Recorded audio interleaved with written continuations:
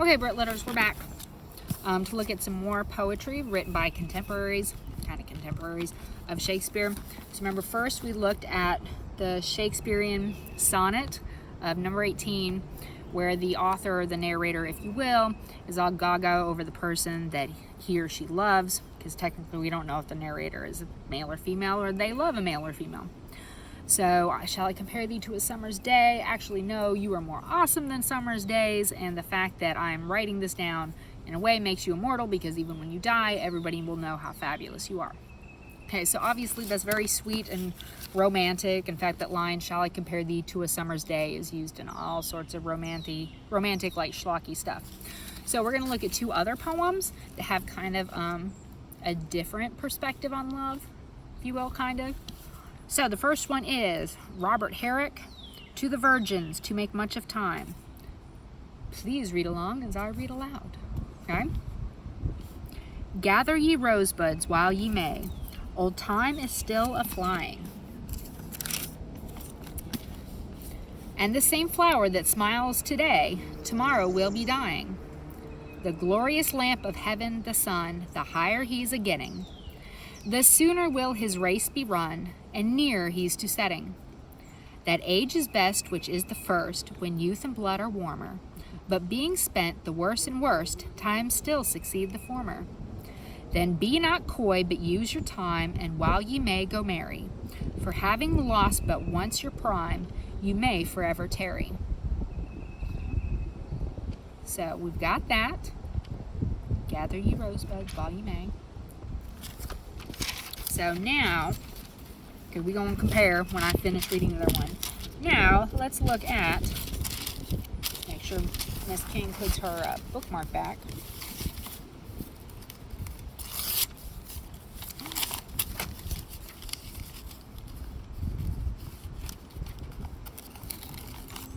Okay. So, now we're going to look at Andrew Marvell's To His Coy Mistress. Okay? Please read along as I read aloud. Had we but whirled enough in time, this coyness, lady, were no crime. We would sit down and think which way to walk and pass our long love's day. Thou byst... Okay. So, let me restart that. Remember, I'm just going. I'm not going to, redo things. So, Andrew Marvell to his coy mistress. Had we but whirled enough in time, this coyness, lady, were no crime. We would sit down and think which way to walk and pass our long love's day. Thou by the Indian Ganges side should rubies find. I by the tide of Humber would complain. I would love you 10 years before the flood, and you should, if you please, refuse till the conversion of the Jews. My vegetable love should grow vaster than empires and more slow. 100 years should go to praise thine eyes, and on thy forehead gaze. 200 to adore each breast, but 30,000 to the rest. An age at least to every part, and the last age should show your heart. For, lady, you deserve this state, nor would I love at lower rate. But at my back I always hear Time's winged chariots hurrying near, and yonder all before us lie deserts of vast eternity. Thou beauty shall no more be found, nor in thy marble vault shall sound my echoing song. Then worms shall try thy long preserved virginity, and your quaint honor turn to dust, and into ashes all my lust. The grave's a fine and private place, but none, I think, do there embrace. Now before, while the youthful hue sits on thy skin like morning dew, and while thy willing soul transpires at every pore with instant fires, now to let us sport us while we may, and now, like amorous birds of prey, rather at once our time devour, than languish in his slow-chapped power. Let us roll all our strength and all our sweetness up into one ball, and tear our pleasures with rough strife through the iron gates of life. Thus, though we cannot make our sun stand still, yet we will make him run. Okay? So, if we look at this, to his coy mistress, and then we have, oh, that's not the right one. To the virgins, make much of time. So two things themes that we really have in here is what we call carpe diem, kind of like seize the day, sort of like, come on, man, like, let's go for it. So going back to our Robert Herrick, to the virgins to make much of time. Gather ye rosebuds while ye may, oh, time is still flying. Tick tock, tick tock. You gonna do something? Let's do it now. And the same flower that smiles today, tomorrow will be dying. So we've got that on a literal sense. Like, if you're gonna go pick flowers, you probably should do it sooner rather than later, because they're gonna die over time. But also the metaphorical sense, whole like either, what's it, fish or cut bait?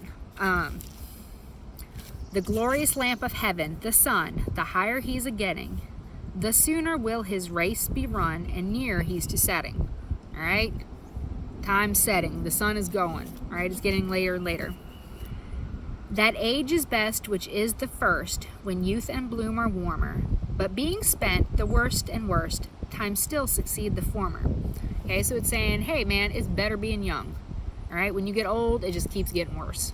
And worse and worse and worse. Right? Then be not coy, but use your time, and while ye may, go marry. For having lost but once your prime, you may forever tarry. Okay, so he's saying, like, go. You're young, go and do it, because once you've done it, like, fine, you can waste time when you're older, but you need to do this now. Carpe diem, seize the day.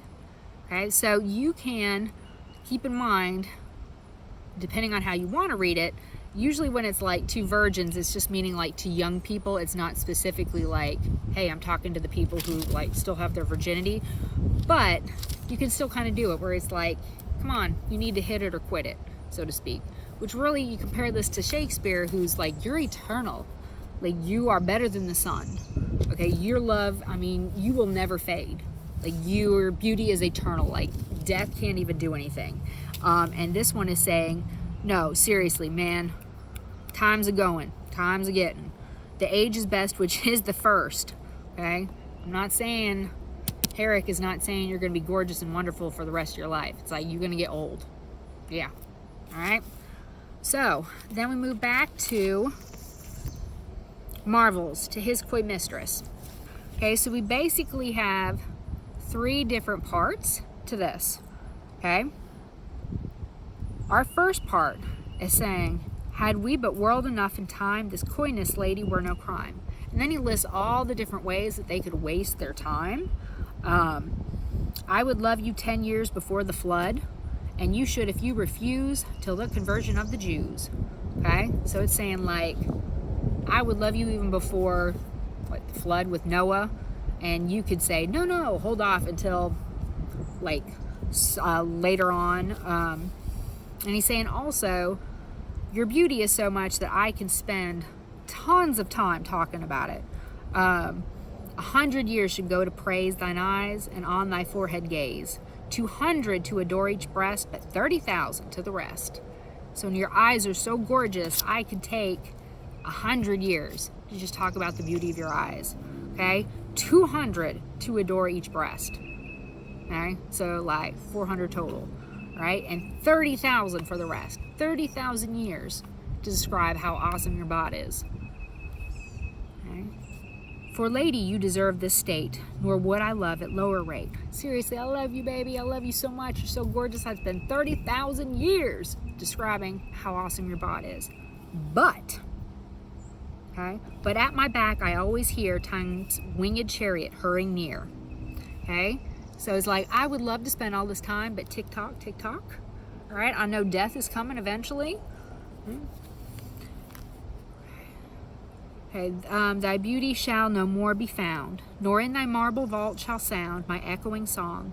Then worms shall try thy long preserved virginity, and your quaint honor turn to dust, and into ashes all my lust. So basically, it's like, if you keep holding off, basically the worms will, and you die, the worms are going to take your virginity, and they're not going to appreciate it as much as I do.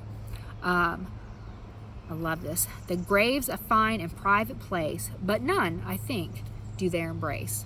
So it's like, yeah, man, being dead is fine, but if you're dead, you can't be like hooking up, right? Now we come to part 3. Now therefore, while the youthful hue sits on thy skin like morning dew. Okay, so while we're still young, let's go at it. Okay? I'm not necessarily saying like go boom, you know, but let's be romantic together. Let's not be coy. Okay? Coy is when someone's kind of like reserved but playful, like no, okay, but yes, no, you know, holding off sort of thing. So he's saying, listen, if we had all the time in the world, be fine, but we don't, because eventually we're gonna die. So while we're still young, let's be open in our love. Okay? So here we go. Double finger guns.